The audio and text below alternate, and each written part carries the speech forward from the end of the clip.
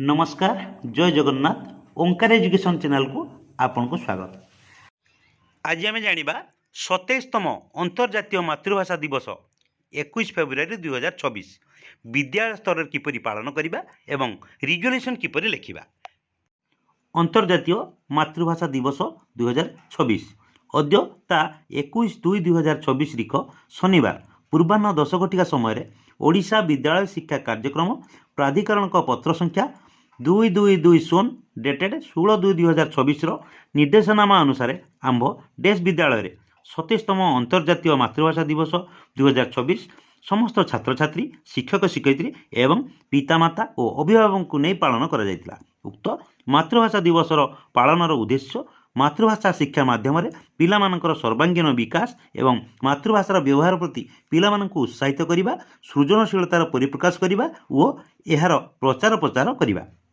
कार्यक्रम 1 साधारण सभार आयोजन और आलोचना चक्र विद्यालयर मैथ एंड साइंस क्लब एवं यूथ एंड इको क्लबर सक्रिय छात्र छात्री द्वारा विद्यालय समस्त छात्र छात्री शिक्षक शिक्षयित्री एवं पितामाता अभिभावक को नहीं अंतर्जातीय मातृभाषा दिवस बैनर तले एक साधारण सभार आयोजन करथिले।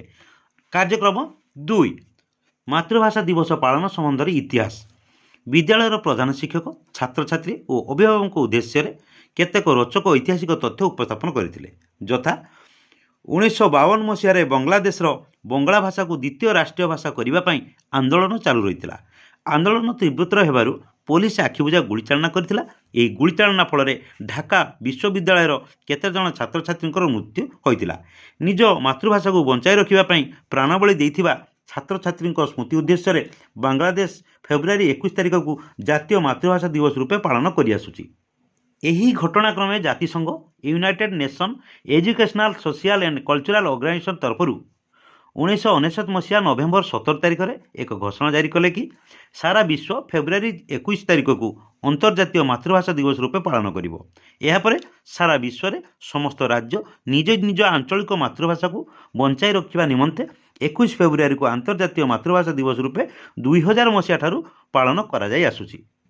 कार्यक्रम 3 मातृभाषा प्रस्तावना पठन रीडिंग प्रियम्बल विद्यालय अनुष्ठित साधारण सभा उपस्थित समस्त छात्र छात्री माने निज निज मातृभाषा ओडिया आदिवासी सांताली कुड़िमी आदि भाषा एक प्रस्तावना पठन करथिले कि जन्मदात्री माँ और जन्मभूमि माटी परी मातृभाषा मध्य प्रत्येक मनीष पई पवित्र और पूजनीय।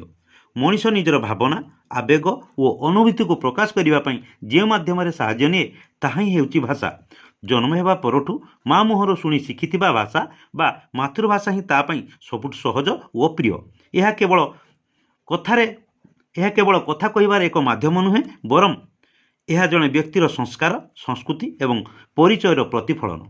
कार्यक्रम 4 शपथ ग्रहण अर्थ टॉकिंग विद्यालय समस्त छात्र छात्री शिक्षक शिक्षयित्री माने अभिभावक सहित एक सामूहिक शपथ पाठ करथिले। यथा आज यही पवित्र अंतर्जातीय मातृभाषा दिवस अवसर में मु श्रद्धा और निष्ठार सहित यह शपथ ग्रहण करुछि जे मु मोर मातृभाषा को सम्मान देवी एवं यार गौरव रक्षा पाई सचेतन रही। मु मोर दैनंदिन जीवन में कथबार्तार और चिठीपत्र आदि मातृभाषार बहुल व्यवहार करने को चेष्टा करी। विश्वर समस्त भाषा प्रति सम्मान प्रदर्शन करने सहित निज भाषार संस्कृति और साहित्यर प्रचार प्रसार पाई कार्य करी।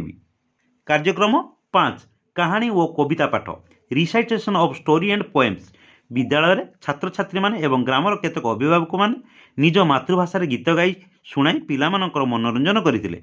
अन्य केतक छात्र छात्री और अभिभावक निज मातृभाषा गल्प कही पिलामानंकु मनोरंजन करथिले। कार्यक्रम 6 विभिन्न प्रतियोगितार आयोजन विद्यालय पिलामानंक मध्य मातृभाषा दिवस संबंध में प्रबंध लिखन स्लोगान लिखन चित्रांकन वक्तृता इत्यादि प्रतियोगितार आयोजन करा जायतिला। प्रत्येक प्रतियोगिता प्रथम द्वितीय एवं तृतीय स्थान अधिकार करथिबा छात्र छात्री को खाता पेन रचना बही प्रदान करा जिबा सहित यूथ एंड इको क्लब तरफ प्रस्तुत सर्टिफिकेट गोटिए लेखाएं प्रदान करा जायतिला। कार्यक्रम 7 स्वतंत्र पारंपरिक खाद्य प्रदान प्रोवाइड स्पेशल ट्रेडिशनल डिश विद्यालय छात्र छात्री माने मध्याह्न भोजन खाइबा सहित विद्यालय तरफ अंतर्जातीय मातृभाषा दिवस अवसर में काकरा पिठा और खीरी मध्य खाइतिले। उपस्थित अभिभावक माने पिलामानक सहित बसी खीरी और काकरा पिठा खाइबारे आनंद लाभ करथिले।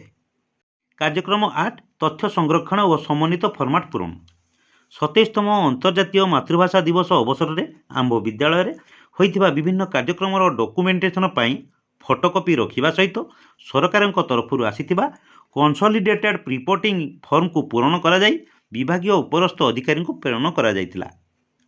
कार्यक्रम 9 आर्थिक अनुदान विनियोग और खर्च तालिका प्रस्तुति। विद्यालयर प्रधान शिक्षक अंतर्जातीय मातृभाषा दिवस निमंते होइथिबा 3000 टंकार खर्च तालिका को उपस्थित एसएमसी और पीटीए सदस्य निकट में उपस्थापन करने सह विद्यालय डीजी गवर्नमेंट अकाउंट रु 3000 टंका उठाण करा निमंते प्रस्ताव पारित करा जायतिला एवं सरकार चिठी अनुसार उक्त 3000 टंकार यूटिलाइजेशन सर्टिफिकेट को 10 मार्च 2026 सुधा प्रदान करा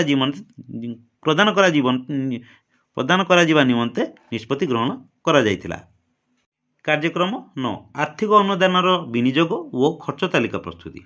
विद्यालयर प्रधान शिक्षक अंतर्जातीय मातृभाषा दिवस निमंते होइथिबा 3000 टंकार खर्च तालिका को उपस्थित एसएमसी और पीटीए सदस्य निकट में उपस्थापन करने सह विद्यालय डीजी गवर्नमेंट अकाउंट रु 3000 टंका उठाण करा निमंते प्रस्ताव पारित करा जायतिला एवं सरकार चिठी अनुसार उक्त 3000 टंकार यूटिलाइजेशन सर्टिफिकेट को 10 मार्च 2026 सुधा प्रदान करा निमंते निष्पत्ति ग्रहण करा जायतिला।